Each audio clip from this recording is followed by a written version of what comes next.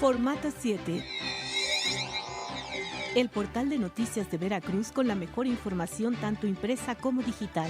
Estado, municipios, política, reportajes y la colaboración de los mejores columnistas del estado. Formato 7.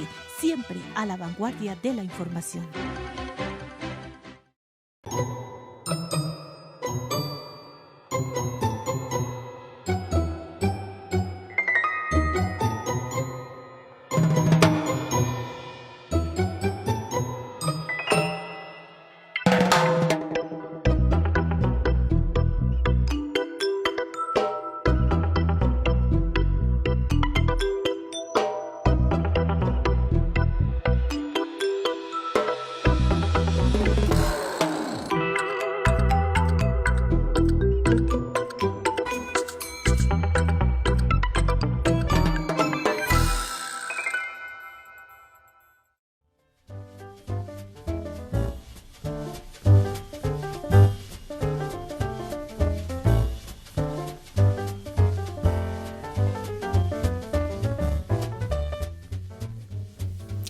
Hola, ¿qué tal? Muy buenas noches, bienvenidos, bienvenidas. Esto es Polaca a la Veracruzana, un ejercicio de periodismo en televisión independiente de Veracruz, de Jalapa, para todo el mundo. Y hoy vamos a abordar un tema muy interesante. ¿Sabía usted que recientemente el Senado de la República aprobó una nueva disposición legal para ponerle un tope a las deudas de estados y municipios? Bueno, de eso y otros temas más que irán saliendo de esta charla, vamos a platicar aquí en Polaca la Veracruzana. Y cheque usted qué personajazo de la política nos honra esta noche en acompañarnos. Vea usted. José Francisco Yunes Zorrilla. Es licenciado en Administración de Empresas por el Instituto Tecnológico Autónomo de México. Realizó en Administración Pública en la Universidad de Columbia en Estados Unidos, es militante del Partido Revolucionario Institucional desde 1987. A lo largo de su vida, ha ocupado diversos cargos públicos y partidistas, entre los que se encuentran diputado federal suplente en la 57ª legislatura, presidente municipal de Perote, diputado federal en la 58ª legislatura, diputado local en la 60ª legislatura, diputado federal en la 61ª legislatura, senador del estado de Veracruz en la 62ª legislatura, secretario del Medio Ambiente del Comité Ejecutivo Nacional del Partido Revolucionario Institucional, presidente del Comité Directivo Estatal del PRI en Veracruz y actualmente es senador del estado de Veracruz en la 62ª legislatura, donde preside la Comisión de Hacienda.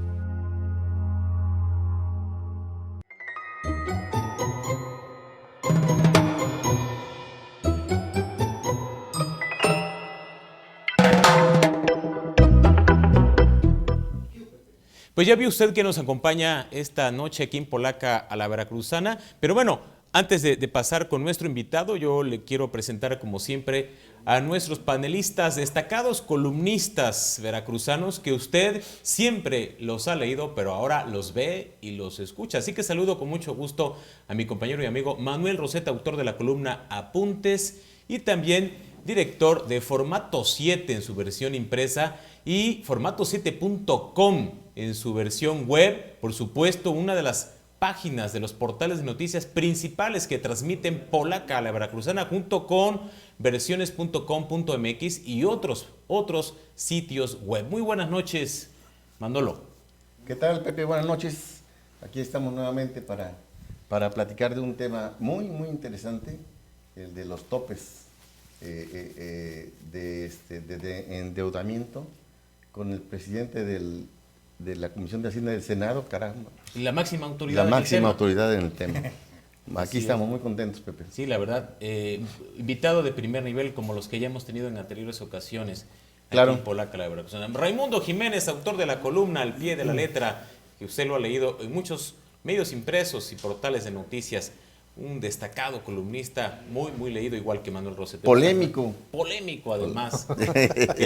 que otro senador, por cierto, lo alucina.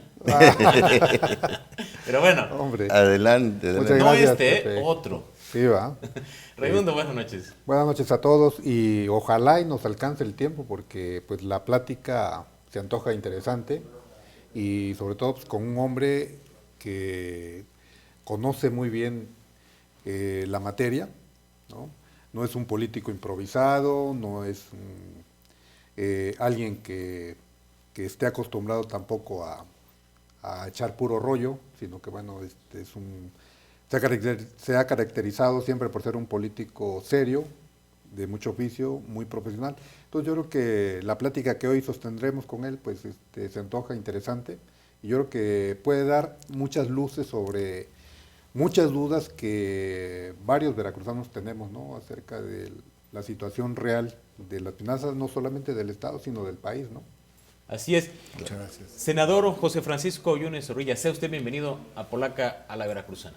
Me siento bienvenido y sí quiero, en primer lugar, resaltar el honor que implica el poder compartir con ustedes este espacio y el poder estar con gente a la que no solo su servidor, sino en Veracruz, reconocemos, respetamos por el profesionalismo, la capacidad crítica, el compromiso social con el que han sabido llevar esta muy difícil profesión, tan vinculada al ejercicio político en función de su naturaleza, pero evidentemente siempre con la distancia que la crítica y la objetividad exhibe. Así que, pues sí, hay que reconocer que es un honor poder platicar con ustedes. Gracias por la invitación.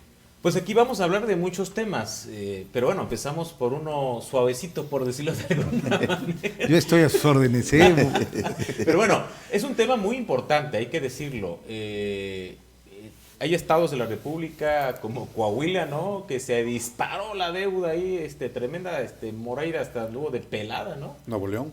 Nuevo León, El tema, Pepe, de la deuda en Coahuila no solo es la magnitud y el crecimiento exponencial, como ha sucedido en Chihuahua, como ha sucedido en Veracruz, es porque hubo actos ilícitos de falsificación para poder contratar esa deuda, en donde parece había connivencia de algunos funcionarios de la Secretaría de Hacienda, en donde burlaron el filtro del Congreso del Estado y en donde estaban tratando de acreditar en el proceso legislativo con documentación falsa la aceptación de ese endeudamiento. Entonces, ese era el matiz, digamos, delictivo y sui generis que ha llamado la atención para el caso de Coahuila.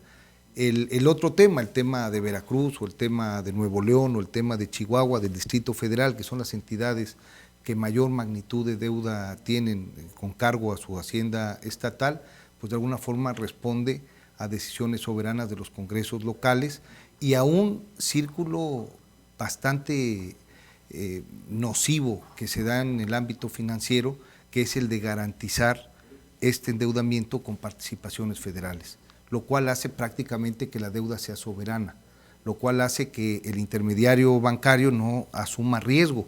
Por eso es que los bancos están más interesados en colocar créditos a estados y municipios, porque siempre se pagarán con cargo a la participación que llegará cada mes y no colocar esos recursos al sector primario del campo o a los pequeños, medianos o micros empresarios o a los nuevos emprendedores, y siempre también por todo lo que contrae habrá este incentivo perverso de parte de quien contrata la obra, sea el Estado o el municipio en el caso, pues porque tienen recursos para hacer ellos obra pública, acciones que de manera natural, por las propias restricciones presupuestales, no podría hacer. Entonces, con esta disposición se trata de romper ese círculo vicioso en materia financiera, darle disciplina, darle orden a las finanzas públicas, porque niveles de endeudamiento irresponsables colapsan en algún momento los sistemas financieros del municipal, estatal o nacional. ¿Y cómo van las disposiciones? ¿En qué sentido? ¿Qué tipo de restricciones incluyen para que los estados no se endeuden? La deuda estatal, pues, evidentemente es un acto soberano de la entidad. Sí. Tendrá que ser el Congreso. Ahora, la manera como se aborda desde el Congreso de la Unión este tema, por lo delicado que resulta, don Manuel, es en dos tiempos. Una reforma constitucional, aquí se logró ya reformar 6 artículos de la Constitución.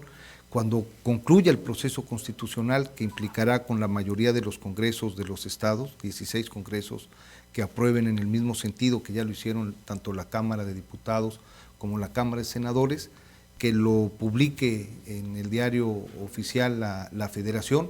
Empezará la segunda etapa, que es el conjunto de legislación secundaria. Es un tema que se ha construido de manera simultánea y digamos que el punto fino es el de poner un tope a la utilización de las participaciones federales para que puedan servir como garantía o aval de deuda. Yo creo que será entre el 80-85% de lo que al año recibe una entidad, lo que pueda endeudarse, y cuando se llegue a ese techo, entonces la entidad o el municipio no podrá utilizar estos recursos como garantía, y si quiere endeudarse más tendrá que ser con cargo a alguna bursatilización o a los ingresos de los impuestos propios, si así lo determina el Congreso del Estado. Si me permite, para que nos hace favor de escuchar y no abrumarlos tanto de manera tan técnica, ¿en qué consiste esto? Esto sería el hilo conductor, pero ya en el agregado con las leyes secundarias. Las modificaciones constitucionales tienen temas muy importantes. El primero va a obligar que sea en cada Congreso del Estado mayoría calificada la que apruebe el endeudamiento.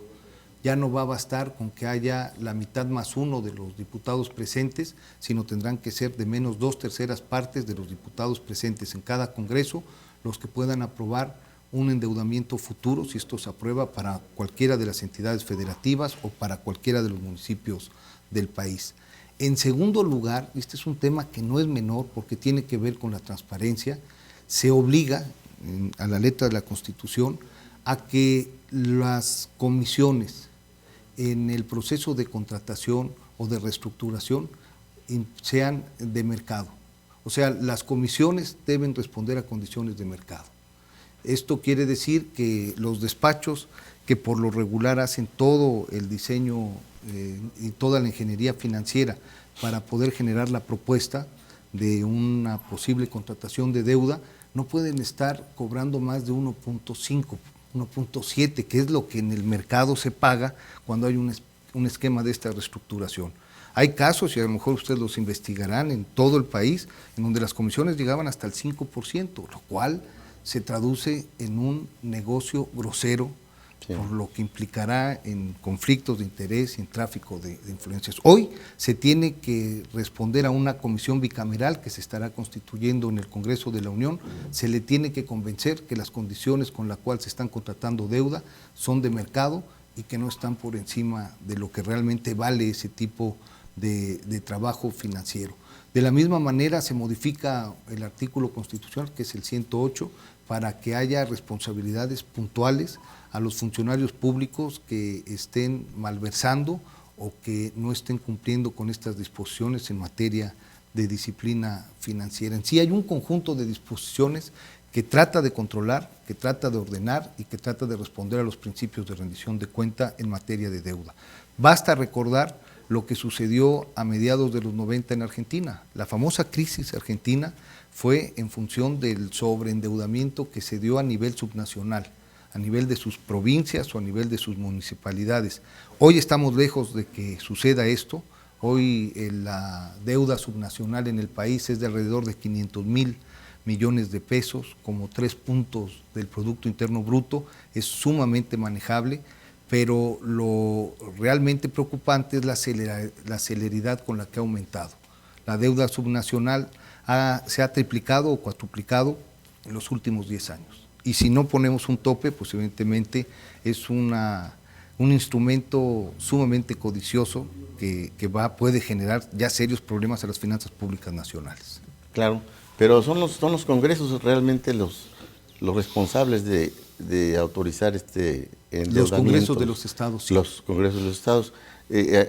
Cambian las disposiciones, va a ser mayoría calificada, nos dices. Ahora mayoría calificada. Y con la legislación secundaria, don Manuel, lo que sí ya no van a poder utilizar hasta cierto techo son las participaciones federales, que hoy se convierte en deuda soberana. Actualmente el 100% puede. No, bueno, Coahuila tiene el 130% de deuda de lo que son sus participaciones anuales.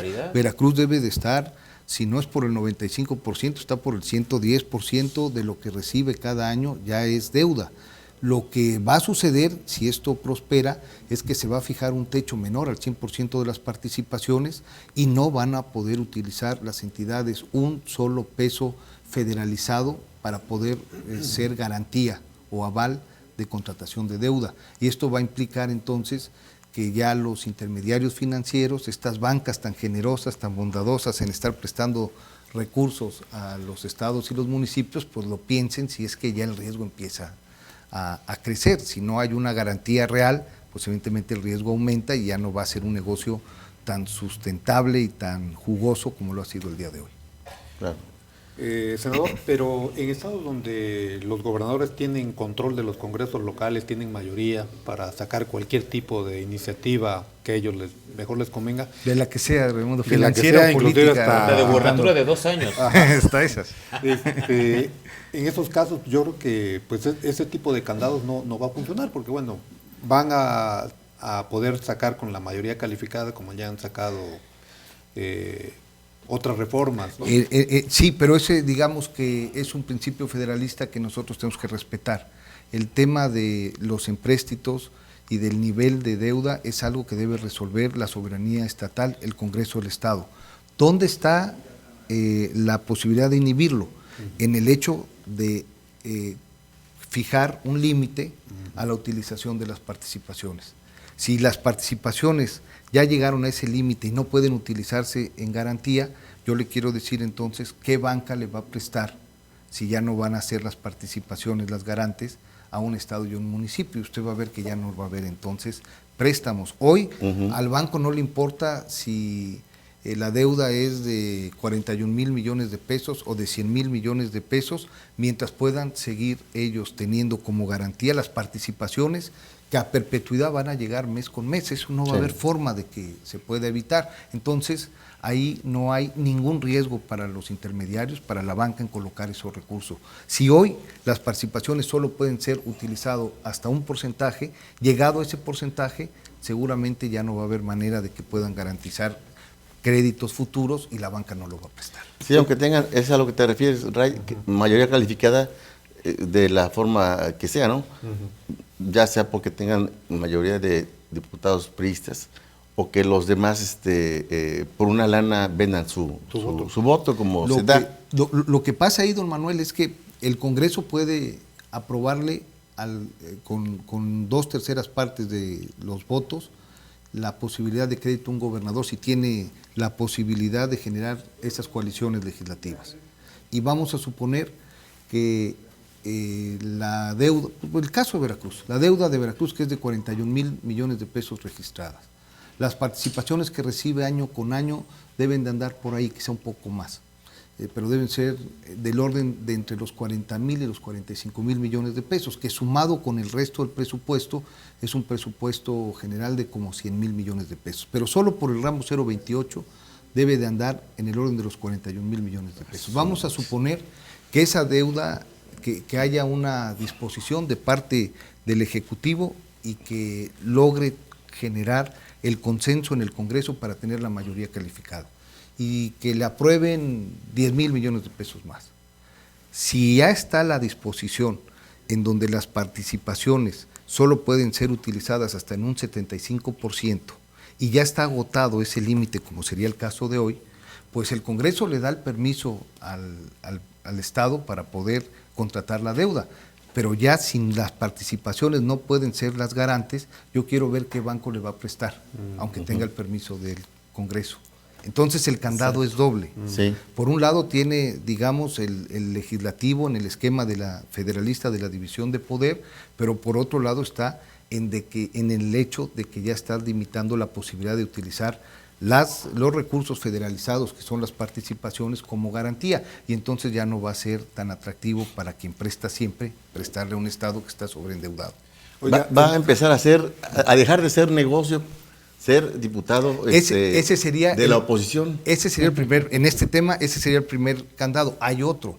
Se genera una comisión bicameral que estarán integrando senadores y diputados que van a conocer la posibilidad del convenio que celebraría para este propósito la Secretaría de Hacienda con el Estado para estados que estén financieramente emproblemados y ahí tendrán que pasar la observación de esta bicameral.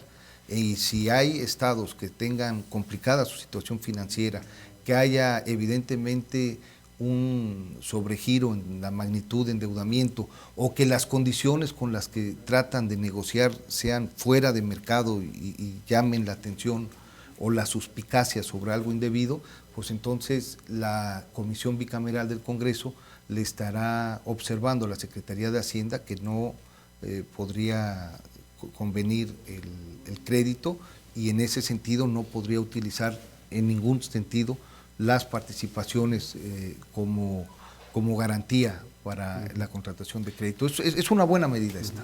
Oiga, yo no quisiera pecar de pesimista, pero aunque a veces quisiera uno cerrar los ojos y no ver la realidad, pero en este nuevo esquema de control financiero, ¿qué futuro, qué destino nos depara a los veracruzanos? Porque pues todo mundo sabe la situación en la que están las finanzas públicas del Estado actualmente, están prácticamente colapsadas. El jueves de la semana anterior, una manifestación inclusive de unos alcaldes de Alternativa Veracruzana, se fueron a plantar allá al edificio de la Cepiplan exigiendo el pago de sus participaciones federales que no se las habían depositado. Y ante el nivel de la deuda que venimos arrastrando, de más de 40,000 millones de pesos, ¿no? Sería 41,000 millones de pesos la deuda financiera reconocida por Hacienda. Pues sabemos que hay obligaciones contingentes con proveedores, con medios de comunicación, con contratistas, que pues evidentemente eleva la cantidad. Pero ¿cómo le vamos a hacer? ¿Cómo le va a hacer este gobierno en el año y medio, un poquito más de año y medio que le resta a su administración? ¿Y qué hará el próximo gobernador para salir de este embrollo? A mí me parece, Raimundo, que ese es el gran tema pendiente a resolver al interior del gobierno del Estado el día de hoy, el día de mañana y dentro de 2 o 3 años que se tenga que conducir de manera financiera la entidad, así como el principal pendiente estatal es el de combatir las desigualdades sociales y el incremento de pobreza como agenda social y como agenda política. Y sí, no es un tema sencillo.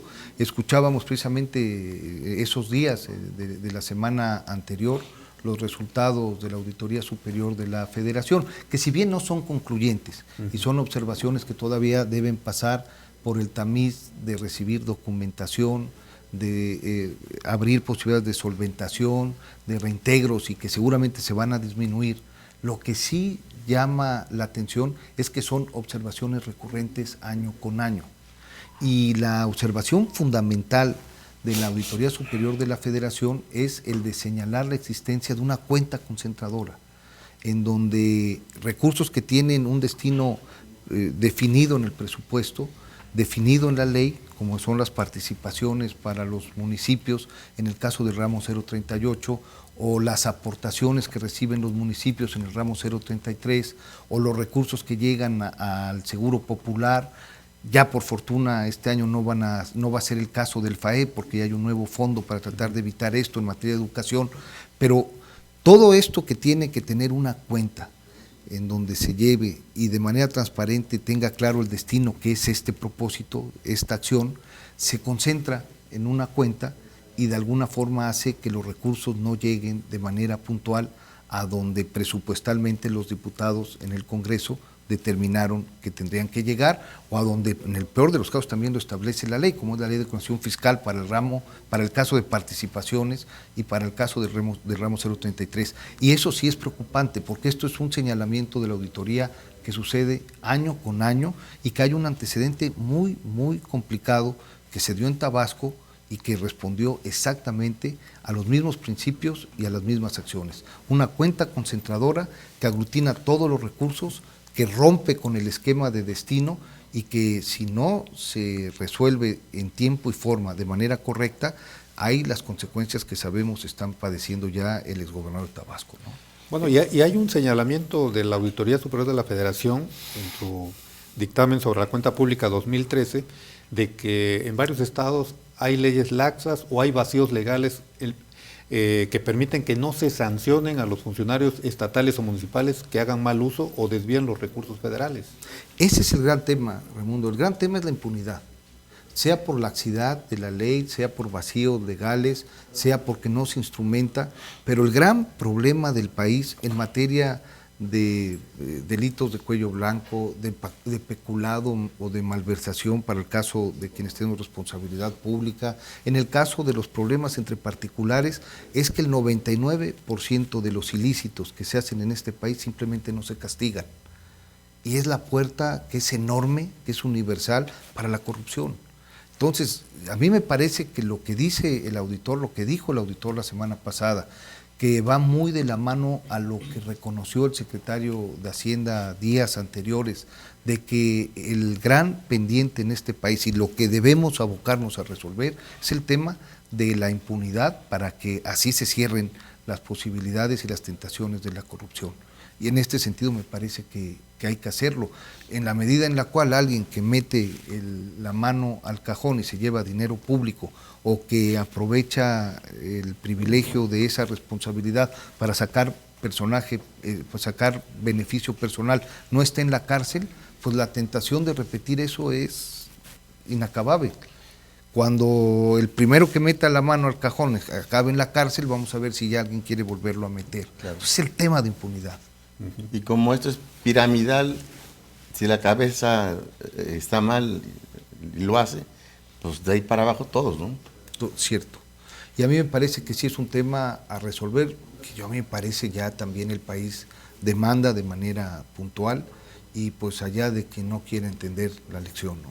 Esto de la cuenta concentradora es lo del operativo licuadora, ¿no? Así le dicen licuadora, batidora, y sacan puros batidos. Eso no. O baticio, ¿no? Digo, de verdad es una irresponsabilidad, porque recursos que tienen que llegar al sector salud, un tema tan sensible, no llegan al sector salud de manera oportuna para lo que fueron definidos. Si ustedes se dan cuenta en la propuesta del presidente de la República, en la discusión y posterior aprobación de la reforma hacendaria, hay la modificación por lo menos de estos dos fondos en atención a las múltiples observaciones de la Auditoría Superior de la Federación, prácticamente a todos los estados, a lo que era el FAEP, que era el Fondo de Aportaciones para la Educación Básica, que estaba en el ramo 033, y lo que era todo lo relacionado al Fondo también de Aportaciones a la Seguridad Social y a los servicios de salud. Y lo que hace la Federación es estos recursos que se federalizaban, que tenían ese propósito y ese destino, pero que manejaban los estados, ahora se les recogen. Ahora el FAEP desaparece, se crea el FONE, que es un fondo de pago de nómina que va a ser de manera directa la federación para no dárselo a los estados, porque simple y llanamente no llegaban a donde tenían que llegar. Y es el mismo caso del Fondo de Aportaciones de los Servicios de Salud, que de manera sensible lastiman a la sociedad cuando hay hospitales sin medicina, cuando las enfermeras y los doctores no reciben su pago, cuando no está el equipo, porque esos recursos entraron en una cuenta concentradora y acabaron en algún otro destino, que puede ser igual de importante. No quiere decir que se lo roben, pero quiere decir que hay un desorden descomunal. Muy bien, pues estamos aquí en Polaca, la Veracruzana, y estamos dialogando en esta interesante charla con el senador José Yunes Zorrilla, presidente de la Comisión de Hacienda del Senado, y estamos platicando de esto de los topes de deudas a estados y municipios, pero también después del corte, al que ya vamos a ir en unos minutos y unos segundos, después del corte vamos a abordar otros temas interesantes de la agenda política estatal. No se desconecte, seguimos aquí en Polaca, la Veracruzana, después de esta brevísima pausa.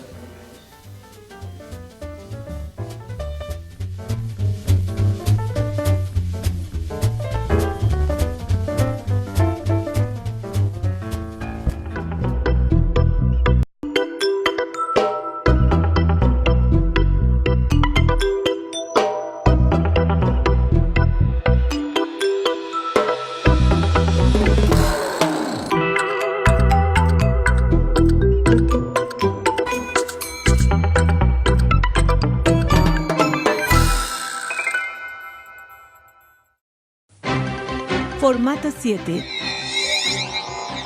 El portal de noticias de Veracruz con la mejor información tanto impresa como digital. Estado, municipios, política, reportajes y la colaboración de los mejores columnistas del Estado. Formato 7, siempre a la vanguardia de la información.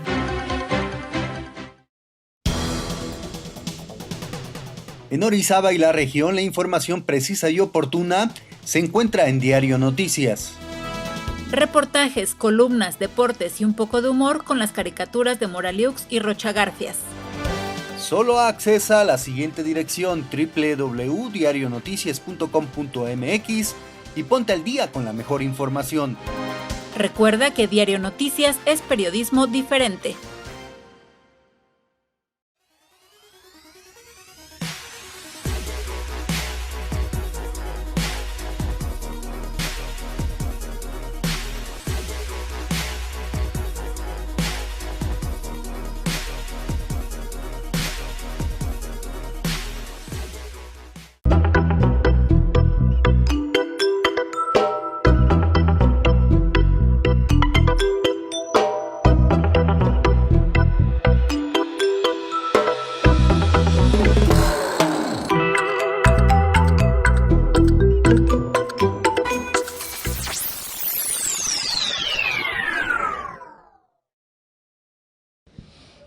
Algo leí, pero no le presté mucha atención.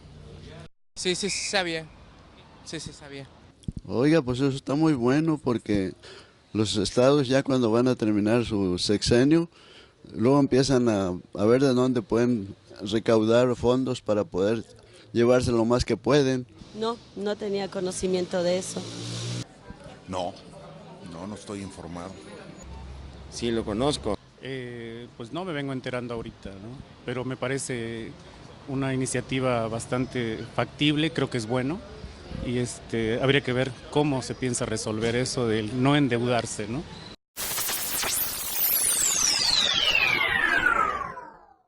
Es excelente puesto que casi todos los estados de la República están endeudados, pero de una manera extraordinaria.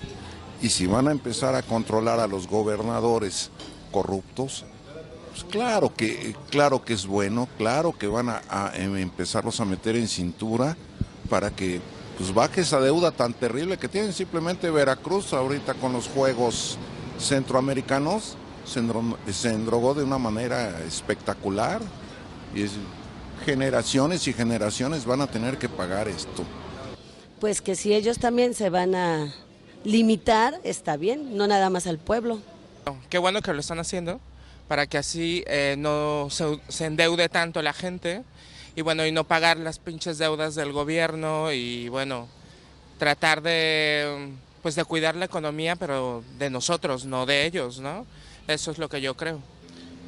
Pues parece algo importante porque al parecer todos los estados tenemos un problema muy fuerte de endeudamiento y que no sabemos realmente si es el gobierno, si son la iniciativa privada, que sea, que provoca que esto cada vez sea más grande y no salgamos de esos endeudamientos, generando atrasos, generando miles de problemáticas, ¿no? Yo no entiendo por qué nuestras autoridades, que se supone que son gente preparada y capacitada, no saben administrarse, o será que tienen compromisos extras. Ojalá y esa ley la impongan, pero ya para que así el pueblo no esté sufriendo porque les deben a los proveedores y, en fin, muchas deudas que tienen porque no hay recursos en el gobierno.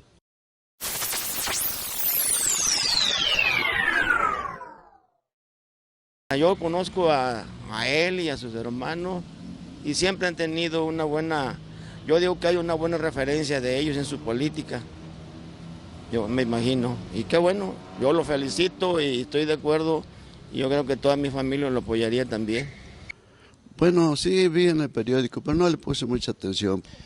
Sí sabía, sí lo había leído y yo creo que qué bueno que tengan esas ideas y más bien este personaje de la política, entonces está perfecto. No, tampoco. Desconozco mucho de política, o sea, uno eso no se informa porque finalmente es lo que ellos dicen, no lo que uno quiera. Pueblo, pues. No todos los senadores hacen este tipo de cosas, regularmente se dedican a cobrar y a faltar, ¿sí? Y si el senador Yunes Zorrilla manejó esta situación, pues caramba, con gusto vuelve uno a votar por una gente así.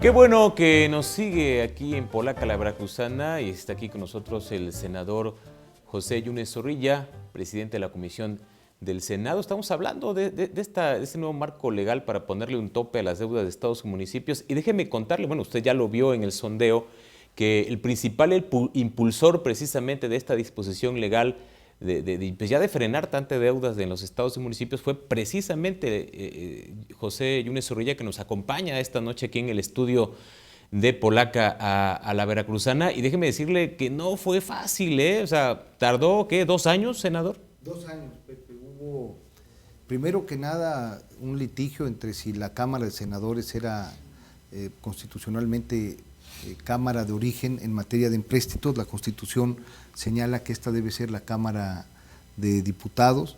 Se trabajó la iniciativa en la Cámara de Senadores como Cámara de origen.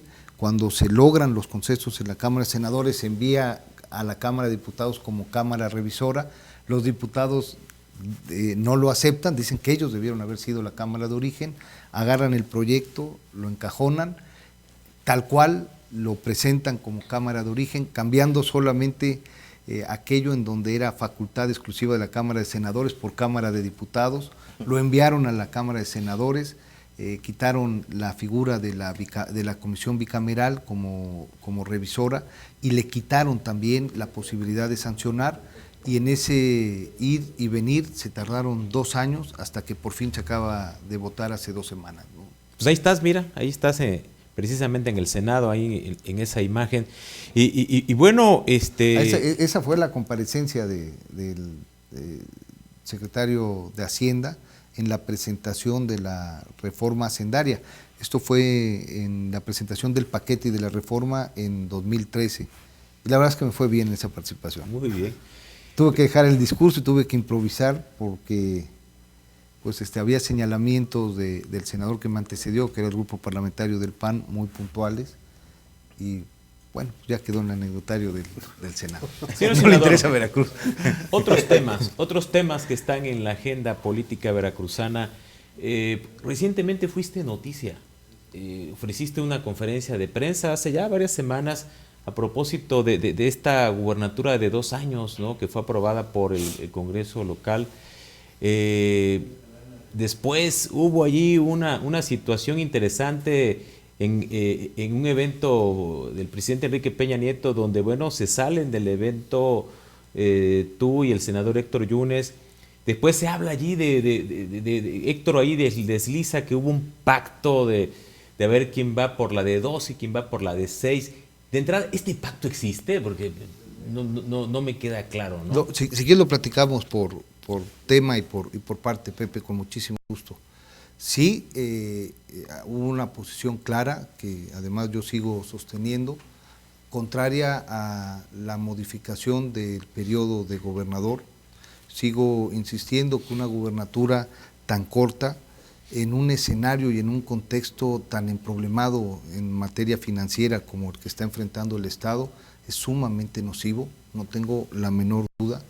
Tampoco creo que políticamente sea sano para un Estado, en este caso Veracruz, el liderar una decisión tan importante como es la de el titular del Poder Ejecutivo del Estado a una elección en donde casi siempre va a tener mayor resonancia y mayor espacio la presidencial.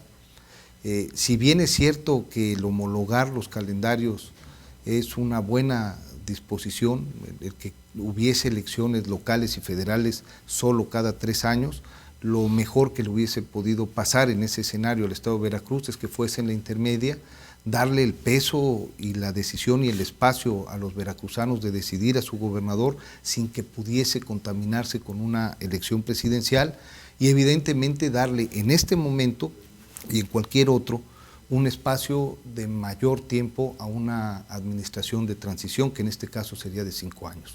Una administración de 2 años va a implicar retrasar las posibilidades de desarrollo para la entidad 2 años más, va a detener las posibilidades de inversiones 2 años más, va a impedir que quien esté al frente de esa administración pueda generar las alianzas y los consensos con los inversionistas, con los proveedores, porque pues pasarán 6 meses y ya estarán viendo cuál va a ser el próximo gobernador y de qué partido será. En este sentido no era sano. No era un tema, como en algún momento lo pudo señalar el gobernador, solo de aspiraciones personales. Es un tema fundado y es un tema en donde las homologaciones de prácticamente todo el país, esta tendencia de homologar comicios locales y federales, casi siempre para el caso del gobernador se opta por el espacio mayor, por el de más lapso.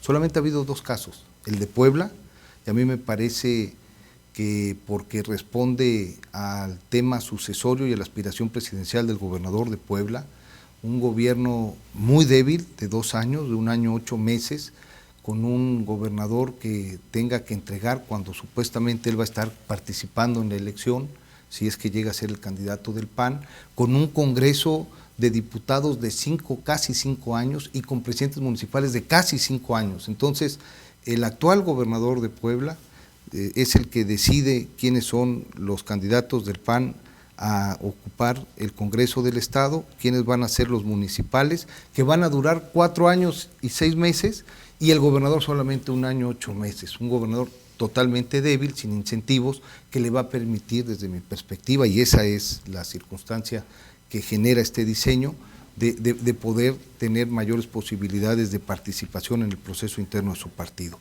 Obviamente es especulativo, no tengo yo elementos más que los que aquí presento para pensar que esa es la razón. Para el caso del Estado de Veracruz sería bueno, y así lo dije, conocer cuál es la razón. Sí, porque si no es homologar no es el argumento real, ¿no? Para mí, ¿no?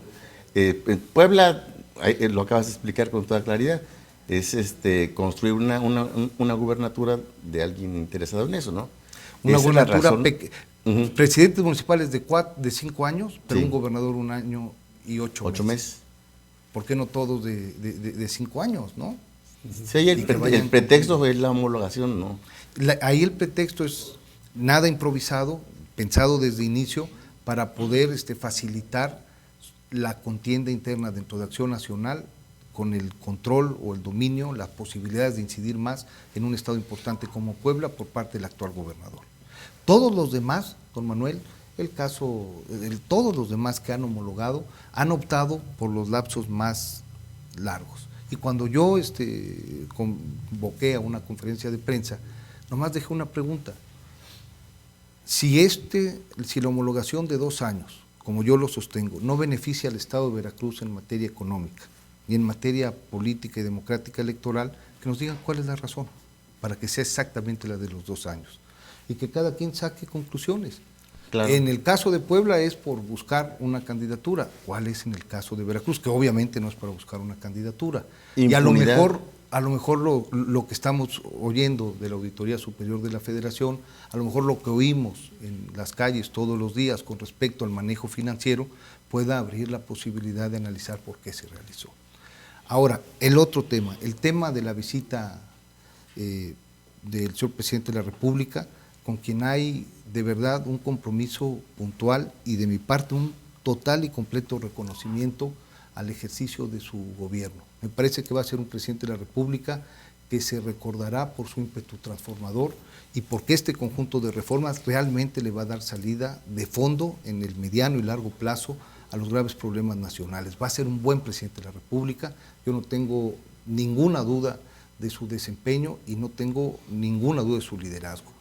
¿Por qué en lo particular decidí no estar en esa reunión que fue a principios de enero? Porque también lo dije, Pepe, don Manuel, Raimundo, porque era una manera de expresar que el destino y el recorrido que lleva el Estado a través de su administración estatal no me convence y no estoy de acuerdo. Una manera de mandar una señal muy respetuosa si se quiere, pero al fin distancia con respecto a la toma de decisiones estatales. Para mí, lo que me motivó a tomar esa decisión en enero no ha cambiado ahora que estuvo el señor presidente la semana anterior, me parece que fue el lunes de la semana anterior, y por eso en términos de consistencia determiné no ir, mandar la señal de que dentro del partido hay más de una expresión y que dentro del partido, que a mí me parece es la mejor oferta política del Partido Revolucionario Institucional, la mejor oferta política para el Estado y para el país, existen visiones, expresiones, conducto, estilos totalmente distintos a los que están tomando decisiones en Veracruz en este momento. Lo que ha generado en términos de análisis la alianza con Héctor Yunes es una alianza, porque así la presentaron los medios de comunicación, pero es un acuerdo, es un consentimiento que viene desde hace mucho tiempo atrás. ¿Hace qué tiempo? Desde el 2010, por ejemplo, estuvimos platicando acerca de la posibilidad de generar una alternativa. En ese entonces había de mi parte una profunda simpatía y una creencia de que la expresión que encarna el actual gobernador del Estado de Veracruz iba a permitir modernizar el Estado. Me parece que la administración de Javier Duarte deja cosas importantes, interesantes en beneficio de Veracruz, pero hay en materia administrativa, financiera, evidentemente diferencias insalvables que en este sentido yo trato de manera respetuosa de señalar. Y en ese sentido, el tema de la salida y del acercamiento con Héctor era particularmente claro para tratar de buscar una alternativa a esta etapa y a esta forma de gobierno. Eso es lo que significa. Si es de 2 años, si es para el 18, pues ni Héctor ni yo somos dueños de Veracruz, ni sabemos qué va a pasar el día de mañana, pero hay el compromiso por lo menos de instaurar una opción alterna a la que estamos viendo desde la Administración Pública del Estado para el 2016. Y en este sentido, pues estaremos viendo cómo se va canalizando, ¿no? Senador, hay un grupo de políticos de la vieja guardia excluidos del actual gobierno. Me refiero a gentes como Gonzalo Morgado Huesca, Guillermo Zúñiga Martínez, Carlos Vito Gómez, ese grupito de políticos que tienen tiempo de estar en activo y que son gente valiosa. ¿Qué opinión te merece a ti esto? ¿Y qué opinas de ellos? Bueno, hay razones hasta de familiaridad, ¿no? Hay razones de gran cercanía, de mucho afecto, y sí hay una total coincidencia a que representan un activo político relevante para Veracruz. Son gente que tienen una trayectoria sumamente fecunda de resultados para la entidad, con un presente eminente y con una capacidad de operación importante. Entonces me parece que desde aquí lo saludamos y desde aquí lo reconocemos, y sí debe de haber posibilidades de inclusión para ellos y para muchas otras expresiones y muchos otros cuadros del Estado que evidentemente tienen mucho que aportar. El tema de la gubernatura, el tema de la gubernatura es un tema relevante, importante. Yo he sido muy cuidadoso. Yo no he manifestado nunca una determinación de si voy o no a participar en el 16, ni ahora que será una administración de 2 años, ni antes cuando eventualmente se suponía que podía ser de 6 años. He sido respetuoso de los tiempos. Lo que sí les puedo decir es que evidentemente servirle a Veracruz un día, 2 días, 2 años, 6 años es un privilegio, pero no puede uno optar por ser gobernador a cualquier costo. Eso no puede ser. No puede uno asumir el costo, por ejemplo, de negociar impunidad. No puede uno generar el costo de un pacto con tal de ser por ser, cerrando los ojos y dejando de reconocer que este Estado necesita una sacudida y necesita una nueva orientación y retomar el rumbo del país que el presidente de la República le está imprimiendo. Lo comentaba hace un momento con ustedes fuera de la plática y lo reitero. A mí me parece, para no utilizar la frase dura de deslealtad, para utilizar una frase mucho más suave, que en los gobiernos de los estados, incluyendo Veracruz, ha habido falta de solidaridad con el presidente de la República. El presidente de la República asumió por voluntad propia el reto de tocar intereses, de romper equilibrios con una agenda de transformación que no iba a dejar contento a muchos de los actores que iba a tocar o que iba a lastimar. Sabía que iba a haber reacciones. Si a eso se suman los escándalos que ha reconocido el presidente de la República y a los que ha salido a dar la cara, pues evidentemente la acción de gobernar le significa un desgaste, pero me parece que la poca solidaridad de los gobernadores le ha significado que le transfieran a él buena parte de las omisiones, de los desaciertos, de la falta de presencia que sus propias administraciones han generado por sí mismas en cada una de las entidades. En Veracruz hay casos, el más significativo es el de Guerrero, problemas de carácter municipal, problemas de carácter estatal, ya no son sino problemas de Enrique Peña Nieto, sí, a quien ya la sociedad en este momento tomó como el villano favorito, como el responsable de todo, es el presidente de la República, y eso le significa una comodidad escandalosa a los gobernadores. Pues si ya el malo está allá, si ya el que responde a todo lo que no funciona está allá, si ya es el presidente de la República, pues uno nomás deja pasar, tiene enfrente una figura debilitada con el que se puede negociar mejor y que evidentemente pues está asumiendo y absorbiendo golpes que en el mejor de los casos tendrían que ser concurrentes, porque hay corresponsabilidades. Es una deslealtad de los gobernadores el no reconocer cuáles son las fallas de ellos y el dejar que se les transmitan y se les transfieran al presidente de la República. En el caso concreto de Veracruz, ¿cuál sería la deslealtad de manera muy concreta? Yo digo falta de solidaridad. A ver, el tema, por ejemplo, del sector primario en este estado. El sector primario en este estado, todo lo que tiene que ver con el campo y con los pescadores, en el 2013, por los datos del INEGI, solo del sector primario, el Producto Interno Bruto es recesivo. El sector secundario, donde entra, por ejemplo, construcción, transformación, industria, en el estado de Veracruz es recesivo. Si uno va, por ejemplo, a la parte norte del estado, evidentemente hay un desencanto brutal en la zona de Poza Rica, porque el proyecto de aceite terciario del Golfo, pues en este esquema de replanteamiento que consigo trae la reforma energética, se ha detenido, y eso ha implicado que hay un bajo flujo del principal generador de empleo y de dispersor de recursos, que era Petróleos Mexicanos. Pero no solo es Petróleos Mexicanos el que se tiene que hacer presente en Poza Rica y en la zona norte del estado. ¿Dónde está la obra pública del estado? ¿Cómo podemos responsabilizar a los municipios que no hagan obra pública si los recursos que le tienen que llegar puntualmente por mes no les llegan? Pero qué cómodo es decir, pues sí, Pemex, la reforma energética y el presidente que responda en la zona petrolera del norte de Veracruz, y no decir que también hay una ausencia de presencia y de recursos estatales. Y todo se le transfiere como costo al presidente de la República. Y si te vas a sectores cañeros o a los sectores de pescadores que me ha tocado atender desde la Comisión de Hacienda del Senado de la República, notan que es exactamente el mismo esquema y el mismo problema.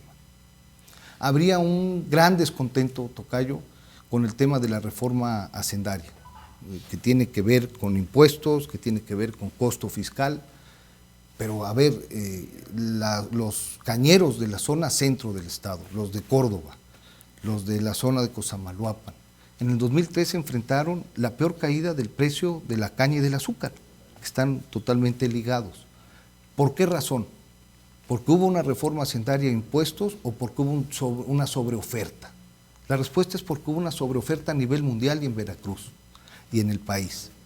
De producir 5.500.000 toneladas a 6 millones de toneladas de azúcar en el país, con un consumo doméstico de 4.5 millones, con un excedente de 1.5, producimos 7 millones de toneladas de azúcar. Hubo una saturación, eso hace que el precio se caiga. en las zonas cañeras lo que les afecta e impactan y realmente deprime en términos económicos es la caída del precio del azúcar, no el que se le haya agravado a empresas importantes con el 10% de los dividendos. Pero en el entendido es, no había reforma hacendaria, hay reforma hacendaria y ahora mira cómo estamos aquí.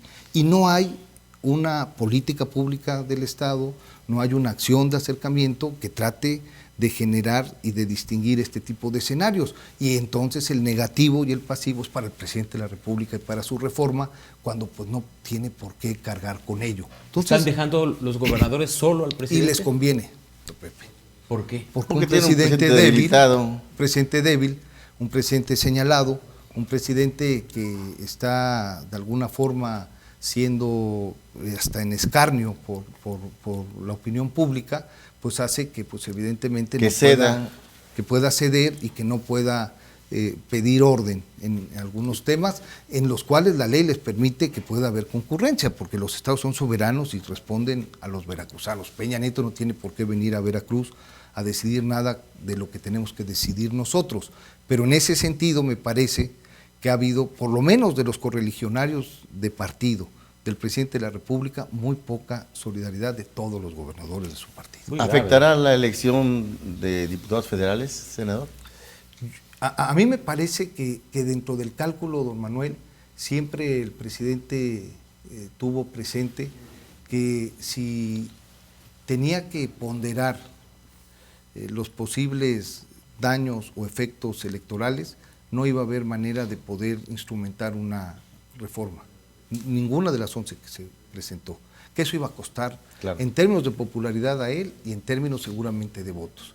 Entonces seguramente hoy el partido tendrá que trabajar más, pero yo tengo la total y completa seguridad que es la mejor oferta política, que es la oferta comprometida con la gente, y que por lo menos aquí en Veracruz nos va a ir muy bien. Tenemos extraordinarias candidatas y extraordinarios candidatos, estamos en competencia en los 21 distritos, somos los candidatos y las candidatas a vencer en cada uno de los 21 distritos electorales, y bueno, pues será una decisión del electorado y de los veracruzanos el determinar quién es el que debe representarlos en la Cámara de Diputados, pero el PRI tiene la mejor propuesta, tiene la mejor los mejores hechos en términos de resultados y tiene los mejores candidatos. Yo creo que nos va a ir muy bien en Veracruz. Raimundo Jiménez. Una última pregunta, porque ya nos están mandando señales de que ya se nos está acabando el tiempo. Nos quedan como 4 minutos. Sí. Uno de los señalamientos que hicieron en ese evento agrario que presidió Enrique Peña Nieto en el puerto de Veracruz el 6 de enero, cuando ustedes salen, y bueno, el senador Héctor Yunes enfatiza, remarca que bueno, que fue una manera de expresar que en Veracruz no había unidad, que la supuesta unidad del prismo era mera simulación. Y cuando vemos ahora que la mayoría de las candidaturas priistas son candidatos muy identificados con el actual grupo en el poder, ¿no? Esto de alguna manera a ustedes que traen una posición muy confrontada con el líder del prismo en Veracruz por el proyecto de la gubernatura de 2 años, irá separando, irá ampliando la brecha de aquí a la sucesión del próximo año, o habrá un punto de retorno. ¿Cómo podría recomponerse el escenario de aquí al año entrante para evitar que el gobierno del Estado, que por fin en Veracruz se pudiera dar la alternancia en el poder? Que yo creo que no le conviene a Veracruz, Raimundo, lo digo con mucho respeto, pero también consciente del alcance de las palabras.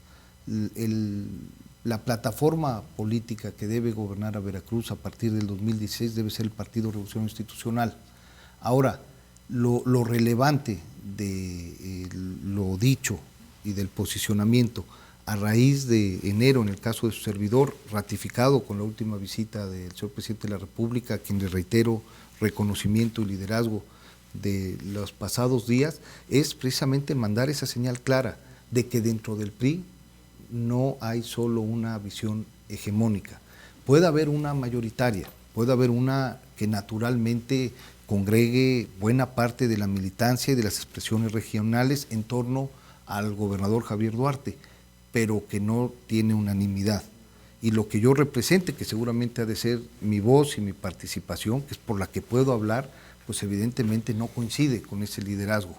Se le reconoce en términos de su representación institucional. Personalmente yo tengo razones de aprecio, de amistad, que nunca voy a desconocer, que evidentemente están al margen de la política, pero políticamente hay una definición totalmente distante y diferente a la que representa el doctor Duarte, como líder de quizás la expresión mayoritaria del Partido Revolucionario Institucional aquí en Veracruz. ¿Esto implica que habrá ruptura? Pues si el partido abre los espacios, genera la participación, provoca los consensos, pues evidentemente no creo que haya condiciones de ruptura que pueda predisponer el escenario para el PRI en el 2016, pero sí dejar claro y constancia de que hay dentro del PRI otra visión de Estado, otra manera de gobernar, otra expresión y otras aspiraciones que en este sentido a nosotros, a mí en lo personal, no me hace estar como estuve hasta hace algunos años. Bueno, ya casi nos vamos. Una última pregunta, senador.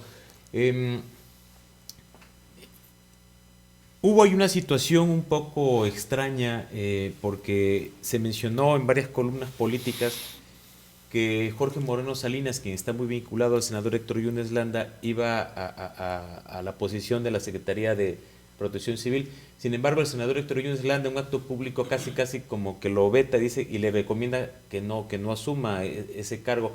Pero después, y recientemente vimos que Yolanda Gutiérrez Carlín, quien está plenamente identificada con el senador Héctor Yunes Landa, que además es su comadre, asume, sí es su comadre, ¿no? Sí, Le sí, bautizó el hijo de Yolanda, ¿no? Gustavo.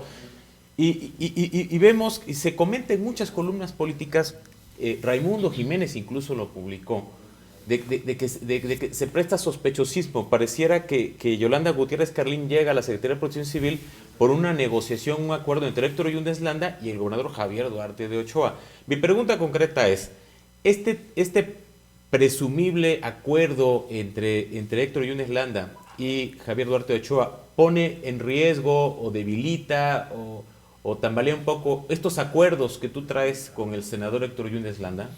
Yo vuelvo a insistir, Pepe, en que los acuerdos tienen que ver más con proyectos paralelos, claros, que con frentes o coaliciones, y que evidentemente tendrán como su primera referencia el proceso del 2016. Y en este sentido es un esquema de un proyecto alternativo al Veracruz que estamos viendo, que es lo que nos ha sentado y es lo que nos ha hecho coincidir. Ahora, evidentemente Héctor, a quien yo respeto profundamente, es público el reconocimiento que le tengo a su carrera en lo personal, la gran simpatía que hay, el hecho de que evidentemente reconozca méritos y credenciales para poder aspirar a cualquier tipo de espacio público, incluyendo la gubernatura, pues él tendrá que caminar y él tendrá que tomar las determinaciones y las decisiones que más le convengan. Yo evidentemente de manera paralela lo estaremos haciendo y llegado el momento nos volveremos a sentar para poder tomar una determinación de cómo vamos a encarar el proceso del 2016. Hay total comunicación, hay total entendimiento, hay total cercanía y especialmente en mi parte hacia él hay total confianza.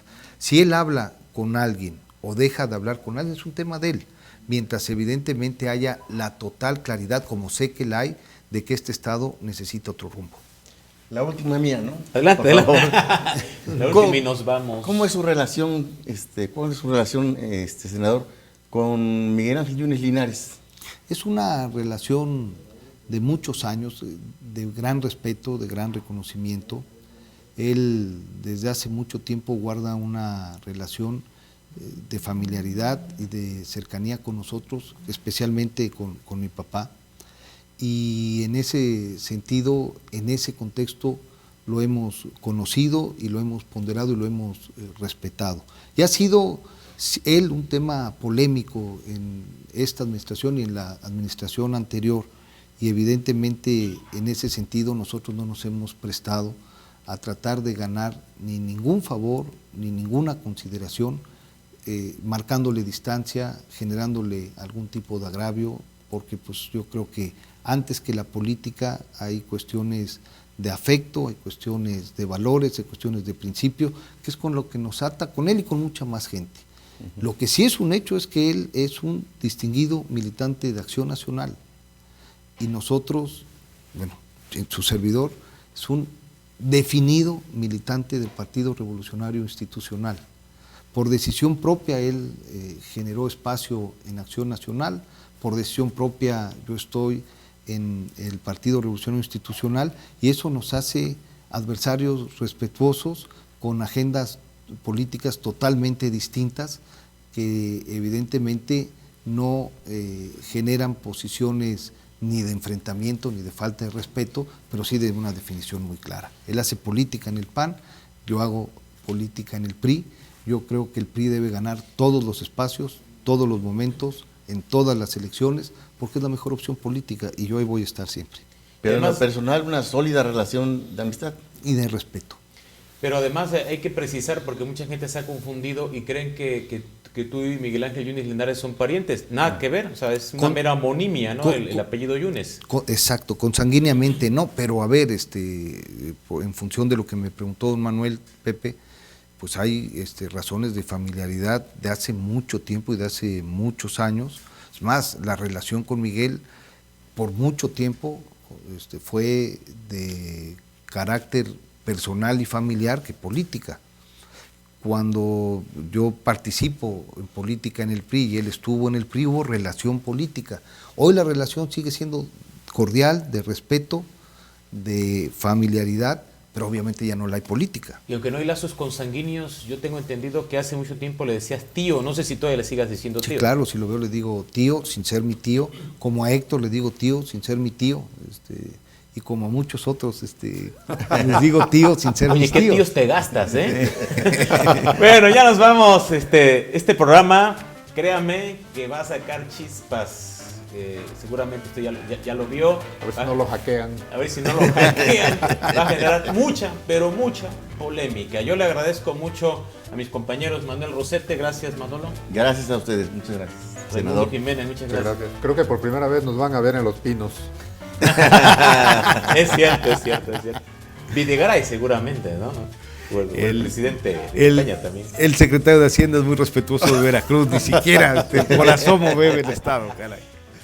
Créeme que nos has engalanado, nos has honrado con tu presencia, senador José Yunes Zorrilla. De veras, estamos muy, muy agradecidos. Y ojalá no sea la primera y última vez, ¿eh? No, hombre, esperemos sí, que más adelante. Espero no les genere reacciones, Raimundo, y yo estoy aquí las veces que me inviten. Este es un espacio de libertad, un espacio independiente. Aquí podemos decir todo lo que queramos, por supuesto, con mucha responsabilidad y sustento. Gracias, senador. Muchas gracias, Pepe. Muchas gracias, don Manuel. Muchas gracias, Raimundo. Un honor estar con ustedes. Sobre todo, gracias a usted que nos acompañó a lo largo de esta hora. Los invitamos a que nos vea la próxima semana, como todos los martes, a las 9 de la noche, aquí en Polaca, a la Veracruzana. Que descansen.